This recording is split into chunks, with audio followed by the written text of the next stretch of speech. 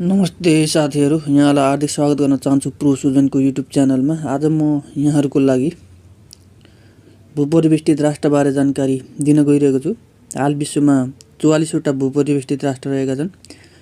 यसअघि 48वटा भूपरिवेष्टित राष्ट्रहरू रहेका थिए।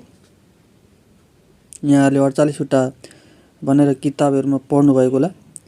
युरोप महादेशका वेस्ट ब्याङ्क इजरायलको कब्जामा रहेको छ। त्यस्तै ट्रान्सनिस्ट्रिया माल्डोभाको स्वतन्त्र टापु हो।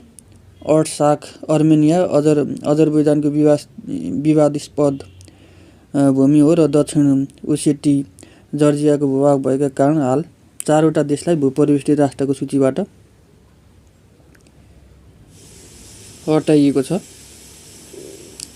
युरोप महादेशको सबैभन्दा बढी भूपरिवेष्टित राष्ट्र भएको महादेश थियो। युरोप महादेशमा 18वटा भूपरिवेष्टित राष्ट्र रहेकोमा हाल घटेर 14वटा रहेका छन्। क्षेत्रफलको आधारमा विश्वको सबभन्दा ठुलो भूपरिवेष्टित राष्ट्र कजाकस्तान हो, जुन एसिया महादेशमा पर्दछ। क्षेत्रफलको आधारमा विश्वको सबभन्दा सानो भूपरिवेष्टित राष्ट्र भ्याटिकन सिटी हो, जुन युरोप महादेशमा पर्दछ।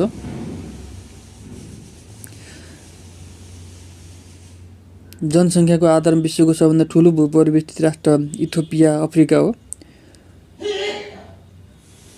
जनसङ्ख्याको आधारमा विश्वको सबैभन्दा सानो भूपरिवेष्टित राष्ट्र भ्याटिकन सिटी युरोप महादेशमा पर्दछ। यहाँलाई जानकारी भइसकेको हुनुपर्दछ। विश्वकोमा भूपरिवेष्टित राष्ट्रमा विकासोन्मुख राष्ट्रहरूको सङ्ख्या 28वटा रहेका छन्। त्यस्तै विश्वमा विकसित भूपरिवेष्टित राष्ट्रहरूको सङ्ख्या 16वटा रहेका छन्।